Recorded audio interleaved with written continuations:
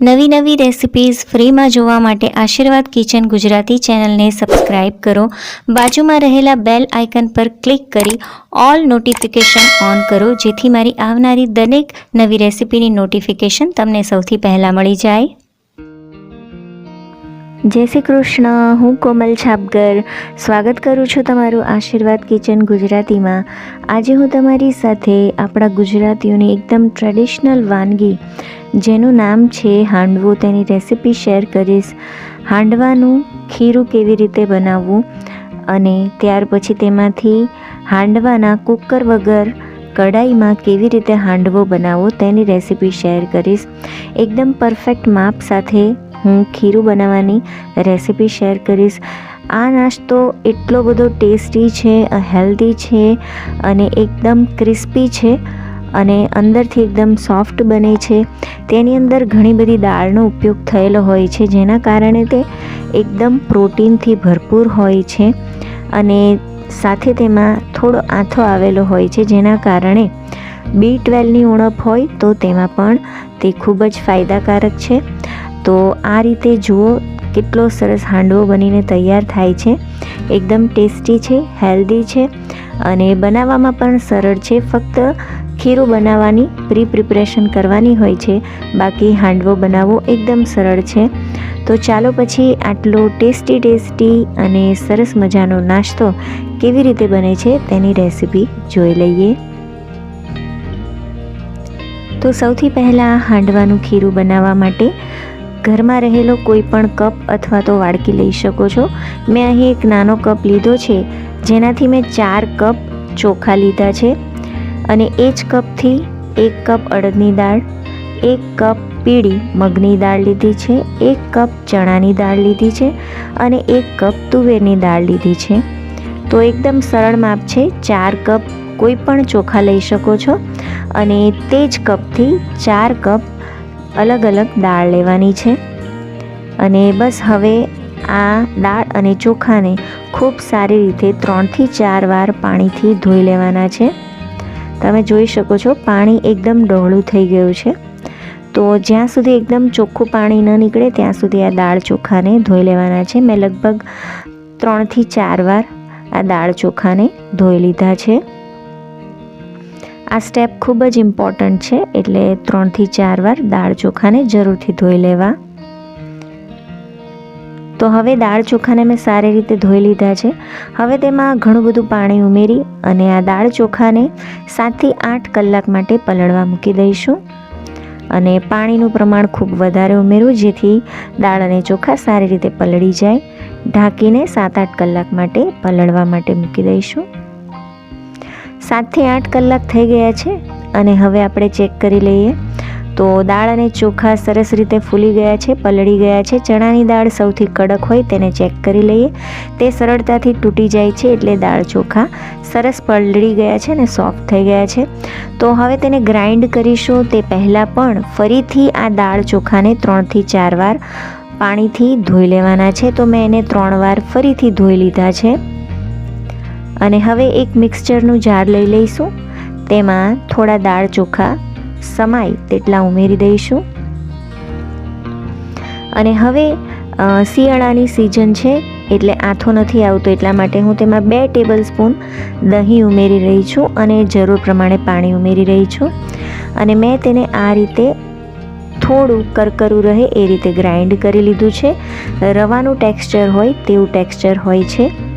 તેને એક મોટા વાસણમાં કાઢી લઈશું. જો ઉનાળાની સિઝન હોય તો તમારે દહીં ઉમેરવાની પણ જરૂર નથી રહેતી, પણ શિયાળો હોય તો ઝડપથી આથો નથી આવતો, તો એટલા માટે 2 ટેબલ સ્પૂન દહીં ઉમેરી દેવું અને બીજી વાર પણ મેં દાળ ચોખા મિક્સચર જારમાં ઉમેર્યા છે. હવે દર વખતે દહીં ઉમેરવાની જરૂર નથી અને થોડું પાણી ઉમેરી તેને પણ મેં આ રીતે થોડા કરકરા પીસી લીધા છે. તેને પણ તે જ વાસણમાં કાઢી લઈશું અને આ જ રીતે મેં બાકીના દાળ ચોખા પણ પીસી લીધા છે. હવે જ્યારે બધું ક્રશ થઈ જાય ત્યાર પછી છેલ્લે એકવાર તેને 2 થી 3 મિનિટ માટે ફેટી લઈશું, જેથી ખીરું એકદમ લાઇટ થઈ જાય અને સારી રીતે મિક્સ થઈ જાય. ઢાંકીને આખી રાત માટે તેને ફર્મેન્ટેશન થવા માટે મૂકી દઈશું. કોઈ ભારી વજનવાળી વસ્તુ તેના પર મૂકી દઈશું જેથી હવા અંદર બિલકુલ ન જાય. તો અહીંયા 8થી 10 કલાક થઈ ગયા છે. મેં તેને આખી રાત પલાળીને મૂકી દીધું હતું અને સરસ મજાનું ફર્મેન્ટેશન થઈ ગયું છે. આથો આવી ગયો છે, તમે જોઈ શકો છો. થોડી જાડી પડી ગઈ છે. ઉનાળો હોય તો આના કરતાં પણ વધારે સરસ આથો આવી જતો હોય છે, પણ શિયાળો છે એટલે આથો થોડો ઓછો આવ્યો છે. તો અહીં આપણું સરસ મજાનું હાંડવા બનાવવાનું ખીરું તૈયાર છે. હવે આપણે એક વઘાર ઉમેરીશું તેમાં. તો એક કઢાઈમાં 3થી 4 ટેબલ સ્પૂન જેટલું તેલ ઉમેરીશું. તેમાં 1 ચમચી રાઈ ઉમેરીશું. રાઈ ફૂટી જાય એટલે અડધી ચમચી જીરું ઉમેરીશું. 2 ટેબલ સ્પૂન તલ ઉમેરીશું.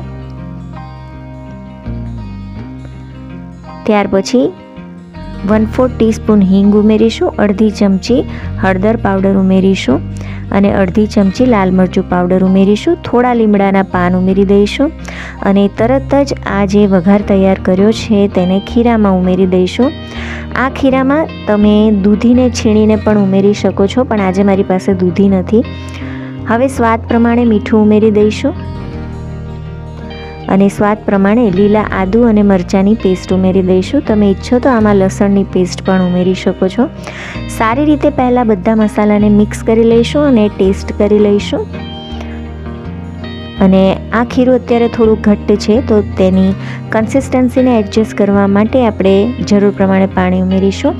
આ ખીરું બહુ વધારે પાતળું કે બહુ વધારે ઘટ્ટ નથી હોતું. હું તમને છેલ્લે કન્સિસ્ટન્સી બતાવું છું. જુઓ, આ રીતનું ખીરું હોવું જોઈએ. તો આપણું ખીરું તૈયાર છે. થોડું મને પાણી હજી જરૂર લાગે છે, તો મેં 2 ચમચી જેટલું પાણી ઉમેર્યું છે. એક સાથે વધારે પાણી ઉમેરી દેશો તો ખીરું પાતળું થઈ જશે, એટલે થોડું થોડું કરીને પાણી ઉમેરવું. ખીરું તૈયાર છે અને છેલ્લે તેમાં 1 ટીસ્પૂન જેટલો બેકિંગ સોડા ઉમેરીશું. તમે ઈચ્છો તો ઈનોનો ઉપયોગ પણ કરી શકો છો, પણ ફર્મેન્ટેશન થયેલું છે એટલે બેકિંગ સોડા ઉમેરીશું તો પણ ચાલશે. બેકિંગ સોડા એટલે ખાવાનો સોડા ઉમેર્યો છે મેં. અને સારી રીતે મિક્સ કરી લઈશું. અને હવે આપણું હાંડવો બનાવવા માટે ખીરું તૈયાર છે. તો મેં ફરીથી આ જ કઢાઈ લઈ લીધી છે. આ કઢાઈ મને ખૂબ જ ગમે છે, એટલા માટે મેં આ કઢાઈનો ઉપયોગ કર્યો છે. આ કઢાઈમાં કંઈ પણ ચીપકી નથી જતું, ચોંટતું નથી. ફરીથી થોડો વઘાર કરીશું. તો અડધી ચમચી તેલ, થોડી રાઈ, થોડું જીરું અને થોડું તલ ઉમેરી દીધા છે મેં. અને તેમાં 2 થી 3 મોટા ચમચા જેટલું ખીરું ઉમેરી દઈશું. અને આપણે કઢાઈમાં આ રીતે હાંડવો તૈયાર કરીશું. આ જ ખીરામાંથી તમે ઢોકળા પણ બનાવી શકો છો અને આ જ ખીરામાંથી અપ્પે પેનમાં તમે અપ્પમ પણ બનાવી શકો છો. ઢાંકીને મીડિયમ ફ્લેમ પર 4 મિનિટ માટે કૂક કરી લઈશું. 4 થી 5 મિનિટ થઈ ગઈ છે. એકવાર ચેક કરી લઈએ. તો જુઓ, ખીરું ઉપરથી સારી રીતે સેટ થઈ ગયું છે, કૂક થઈ ગયું છે. અને તેને ફ્લિપ કરી લઈએ તો તમે જોઈ શકો છો કે ખૂબ જ સરસ ક્રિસ્પી હાંડવો એક બાજુથી તૈયાર થયો છે. થોડું તેલ ઉમેરી ફરીથી ઢાંકીને મીડિયમ ફ્લેમ પર 4 મિનિટ માટે કૂક થવા દઈશું. 4 મિનિટ થઈ ગઈ છે. હવે નીચેની બાજુ પણ ચેક કરી લઈએ. તો ધીરેથી હાંડવાને પલટાવીશું. જોઈ શકો છો કે સારી રીતે કૂક થઈ જવા આવ્યું છે. થોડો વચ્ચે આ રીતે કાપા પાડી દઈશું જેથી સારી રીતે અંદરથી ચડી જાય. ફરીથી ઢાંકીને 2 મિનિટ માટે ચડવા દઈશું. ફક્ત 2 જ મિનિટમાં હવે તૈયાર થઈ જશે. તો હવે હાંડવો સરસ રીતે કૂક થઈ ગયો છે અને તૈયાર થઈ ગયો છે. તો તેને ગરમા ગરમ સર્વ કરી લઈએ. હાંડવામાં દૂધી ઉમેરશો તો તે હજી પણ વધારે પોચો અને સ્વાદિષ્ટ બનશે અને હેલ્ધી પણ થઈ જશે. તમે ઈચ્છો તો તેમાં બીજા વેજીટેબલ્સ પણ ઉમેરી શકો છો, પણ હાલ મારી પાસે કોઈ પણ વેજીટેબલ્સ ન હતા, એટલા માટે જ મેં આ રેસીપી બનાવી હતી. પણ જો તમારી પાસે હોય તો તમે દૂધી છીણીને ઉમેરી શકો છો, ગાજર છીણીને ઉમેરી શકો છો, કોથમીર ઉમેરી શકો છો. તો તૈયાર છે આપણો એકદમ ટેસ્ટી, હેલ્ધી, ખાવામાં ખૂબ જ ક્રિસ્પી, અંદરથી સોફ્ટ, પ્રોટીનથી ભરપૂર એવો સરસ મજાનો ગુજરાતી નાસ્તો.